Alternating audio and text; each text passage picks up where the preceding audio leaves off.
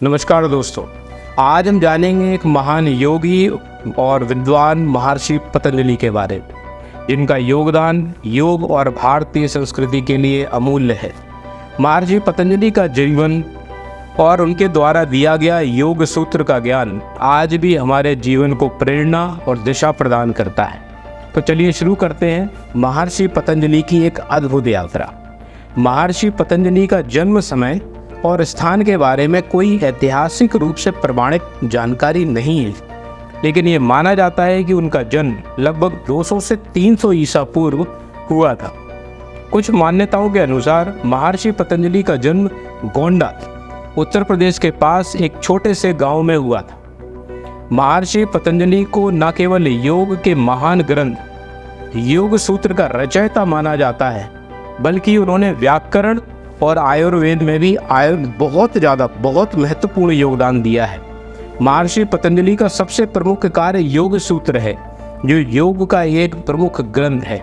यह ग्रंथ 4 अध्यायों में विभाजित है: समाधिपाद, साधनापाद, विभूतिपाद और कैवल्यपाद। योग सूत्र में 195 सूत्र हैं, जो योग के सिद्धांत और अभ्यास के विभिन्न पहलुओं को स्पष्ट करते हैं। समाधिपाद में ध्यान और समाधि की विधियों का वर्णन है। साधनापाद में योग के अभ्यास और नैतिक अनुशासन की बातें बताई गई हैं।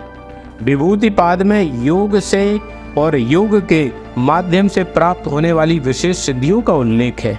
और कैवल्यपाद में आत्म साक्षात्कार और मोक्ष की दिशा में मार्गदर्शन दिया गया है। महर्षि पतंजलि का योग सूत्र न केवल योग के अभ्यास का मार्गदर्शन कराता है, बल्कि ये जीवन की समस्याओं का समाधान भी प्रस्तुत करता है।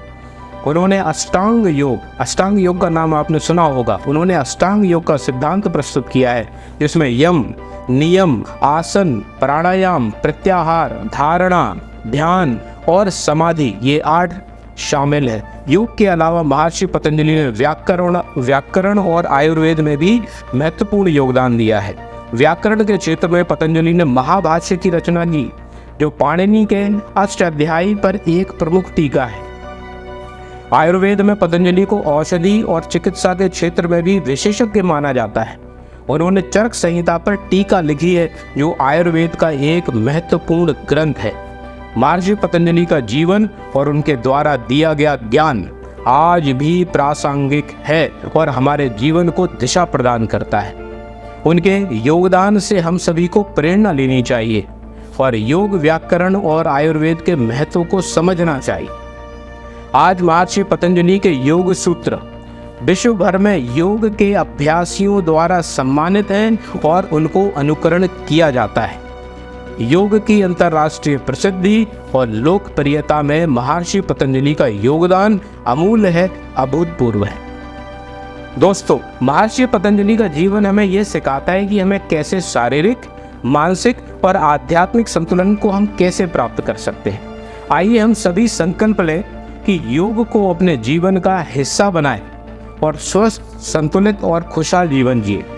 मैंने आपके लिए योग पर एक पूरा वीडियो बनाया है, जिसको आप आई बटन पर क्लिक करके देख सकते हो, जिसका लिंक मैंने डिस्क्रिप्शन में भी दे दिया है। और मैं आशा करता हूँ कि आपको महर्षि पतंजलि के बारे में जानकारी मैं दे पाया हूँ। अगला वीडियो मैं किस टॉपिक पर बनाऊँ, आप कृपया कमेंट करके, चिट्ठी लिख करके, चिट्ठी तो चलो ख़त्म हो गई है, आप कमेंट लिख करके ज़रूर बताएं। आपके कमेंट्स का मुझे बेसब्री से इंतज़ार रहेगा। आपका बहुत बहुत धन्यवाद।